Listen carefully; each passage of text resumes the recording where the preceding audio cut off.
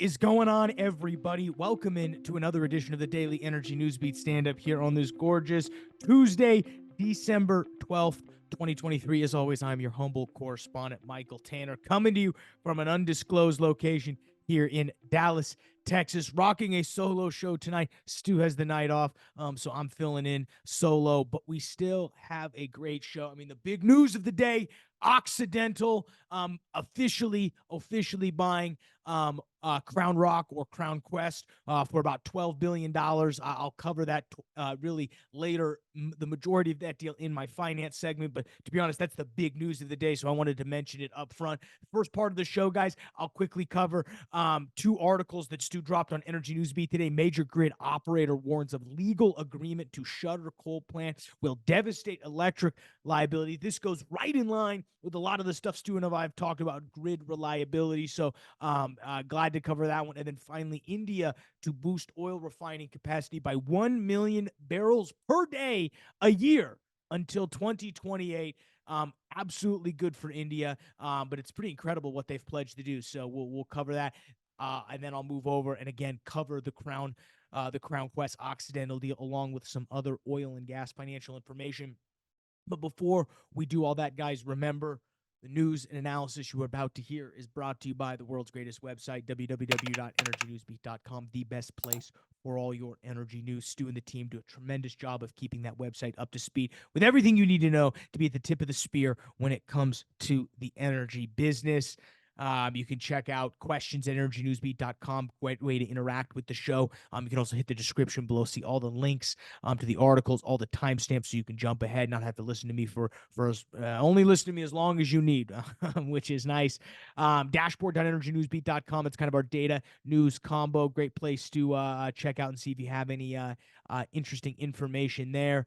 And with that, guys, we're gonna go ahead and kick it off. So let's start with major grid operator warns legal agreement to shutter coal plant will devastate electric liability. This is a really interesting article here. We have in a follow-up letter obtained by Fox Business this week, PJM Interconnection, which oversees the electric supplies across the mid-Atlantic, repeatedly warned of a shutdown of the Brandon Shores coal plant, is warned that the shutdown of this brand will occur in the Maryland area, will result in 1 million customers having, quote, degraded grid reliability, which includes the entire city of Baltimore. The plant's operator confirmed that they are deactivating that Brandon Shores coal plant in June 2025 as part of an agreement with, you guessed it, the Sierra Club. I mean, that's the crazy part.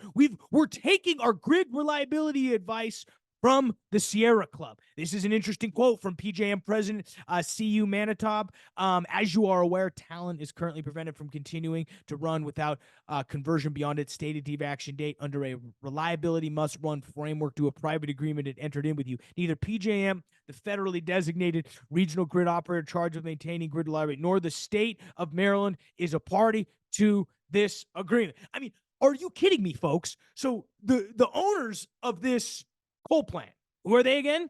Texas-based Talon Energy. They've made a private agreement with the Sierra Club, not the government, not the EPA, not another actual government jurisdiction. The Sierra Club. Again, the Sierra Club. He goes on to say this situation requires immediate attention. Failure to come to a resolution on this could result in the degrade grid reliability for over 1 million Maryland customers during peak hours, including the entire city of Baltimore for years, and for years between the state, blah, blah, blah, blah, blah. Point of the matter is, guys, this is what happens when you let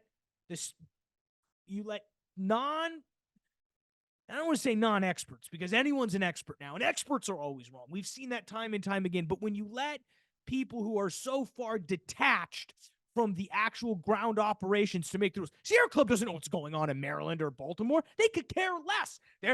They're sitting somewhere, probably in their really nice New York City penthouse conference suite that they've got, pretending to be, care about the environment. But really what they're trying to do is shut down and increase the grid irreliability. It's absolutely unbelievable. We've got an issue now with so much solar that we can't get and wind that we can't get hooked up to the grid. But now we're shutting off coal exactly when we need it, and we can't necessarily get the same grid reliability. It's absolutely unbelievable. Again, I'm all for shutting down coal. It's clear that there's a huge amount of emissions that come from coal. But move it to natural gas. Where is the solution on how to transition this source? They're just going to shut it down.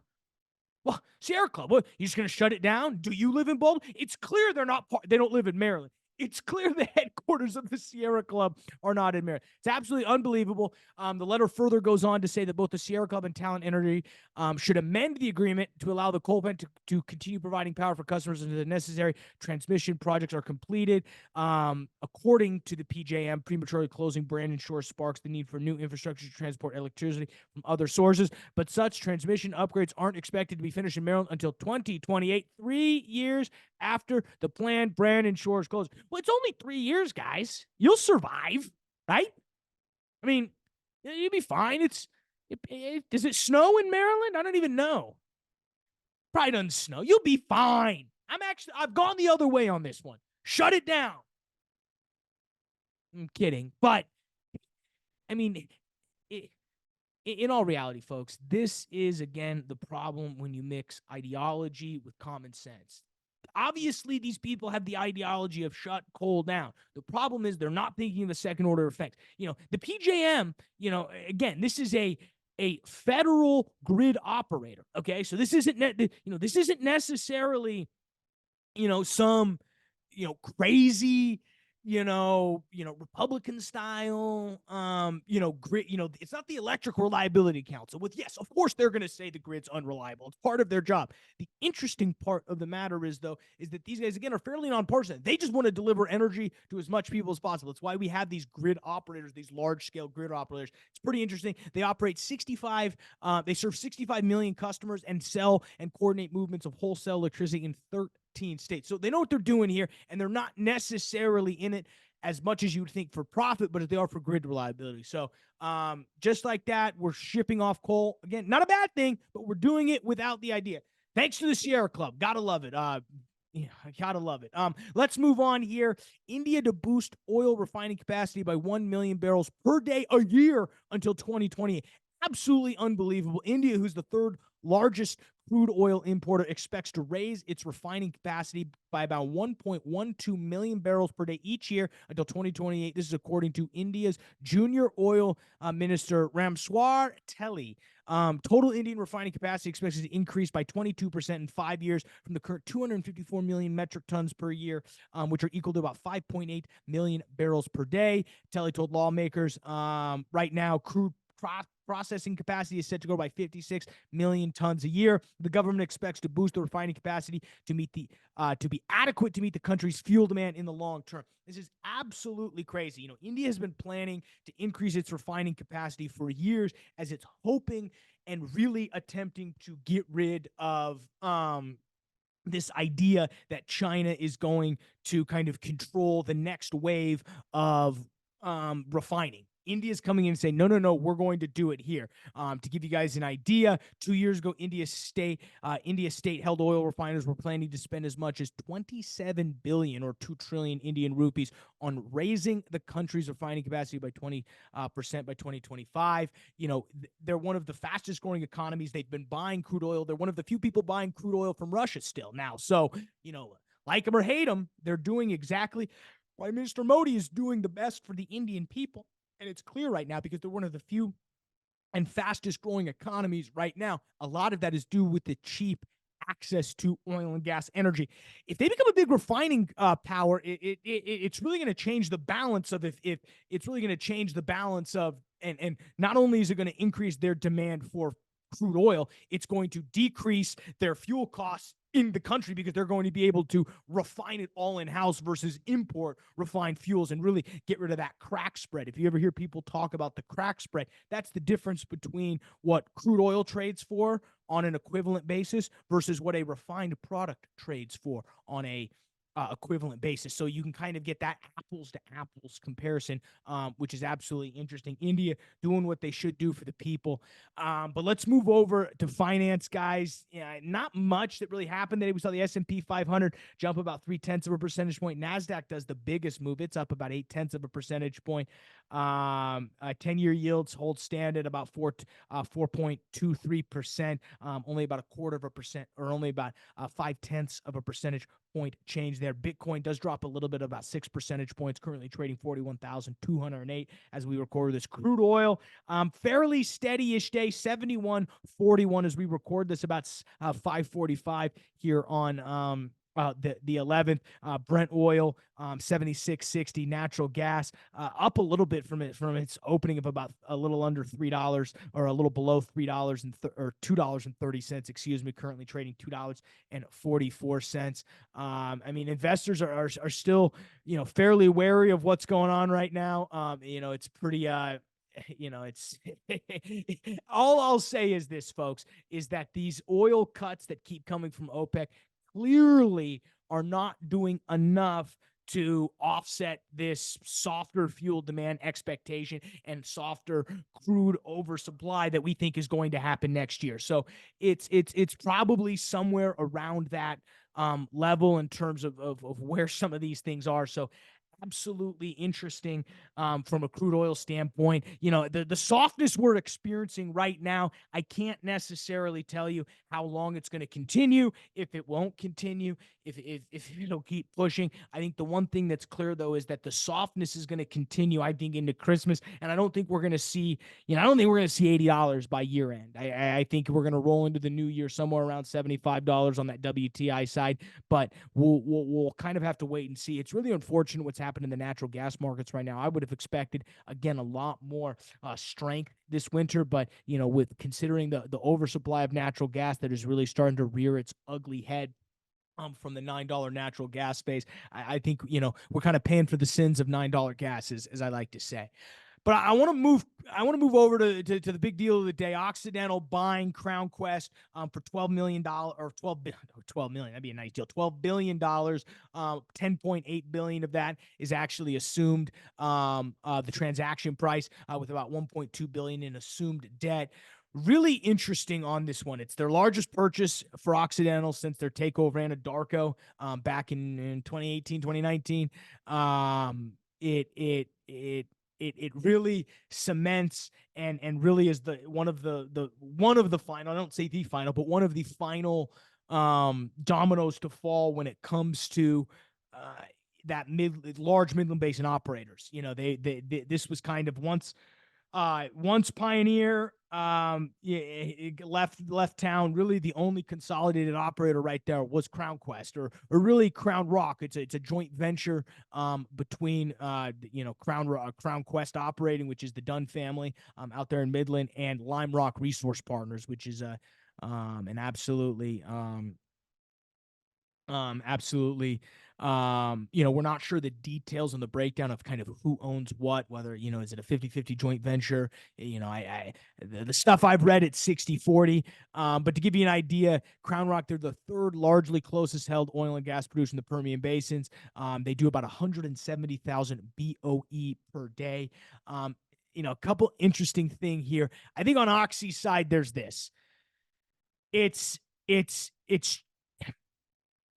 I think it's a good deal. I don't know. I want to hesitate to say it's a great deal. One of the reasons I say that is tomorrow on our deal spotlight, or we'll be recording this on Tuesday. We'll see how quickly we can get this cranked out. We're going to do our second ever deal spotlight, and we're actually going to dive into this deal and kind of give you why I think this deal is it's an okay deal. I think when you're talking about buying production, it's not horrible. I think the issue with what I see in this deal comes within the undeveloped locations. I'll get to that. But first, I think, to give you an idea, Occidental is assuming $1 billion in debt. This is an interesting deal, is because it's all stock. You've got, let me find the actual breakdown here. should be I thought it was 6 billion of stock, and then it was something. It's basically mostly an all stock deal. Let me see if I can find some of the deals up here. Not really, but let me go see if I can find it on this one here. On this press release, you got 95 press releases for these things. So let's break it down here. They talk about increased cash flow. We gotta love that. I gotta tell you how they fund this thing. One of the things we're definitely gonna get we're gonna get into right here is the develop. All right, here. So $12 billion. They're financing the purchase of 9.1 billion of new debt. They're gonna issue about 1.7 billion of common equity and assume 1.2 billion of existing debt. So I lied. They're gonna pay cash for this thing, but they're paying debt. Woohoo! Gotta love it. Nothing like a good debt transaction for some PDP. 9.1 billion, and it's a lot of PUD, so don't get me wrong. So there's the breakdown: 9.1 billion of new debt, 1.7 billion of new equity. The Dunn family likes that. And then they're going to assume the 1.2 billion of debt outstanding, specifically by CrownRock or Crown Quest. The thing I want to highlight here specifically is the fact that they're claiming 1,700 undeveloped locations, including 1,250 what they call developmental ready locations at sub 60 WTI break even. Apparently, they've got 750 locations that are sub 40 WTI break even, which apparently increases their onshore sub break even inventory to 25%. What they're telling you is that 25% of their locations or undeveloped locations have less than a 25 or break even at sub 40, which seems crazy to me. It's part of what we're going to break down, because this deal, whether this deal is good or not, all hinges on those locations. Because you're only talking the PDP is only worth about 2-3 billion. So for a $12 billion purchase price, or really 10.8 billion, you're going to have to break that down. So you do the math. That's 4.8 million per undeveloped location. Now, holy smokes. I don't know about you, but that is going to be a very high tier to pass. Sure, if you got wells that break even at sub 40, it's a possibility, but now you're talking 4.8 million per location. Pretty unbelievable. We're going to break this deal down tomorrow, kind of dive into, probably build a few type curves, talk about what we think, where this purchase price could have gone. I think it's going to be actually a great piece. So I'd highly recommend checking that out. It's a new series, Deal Spotlight. Our first one is up right now, where we do a non-op AFE over there in Eddy County. Some big wells, Matador's drilling there. So we got to love that. But check us out again. We'll be able to cover this all on Deal Spotlight and kind of give you an inside baseball bowl. I think it's a good deal, but I think I don't think it's going to be a great deal, if only because of that $4.8 million per undeveloped location. That's really all I've got, though, guys. Appreciate you sticking with me here. Stu and I will be back in the chair tomorrow to keep you guys up to speed with everything you need to know in the energy business. But for Stuart Turley, Michael Tanner, and the entire Energy Newsbeat family, we will see you tomorrow.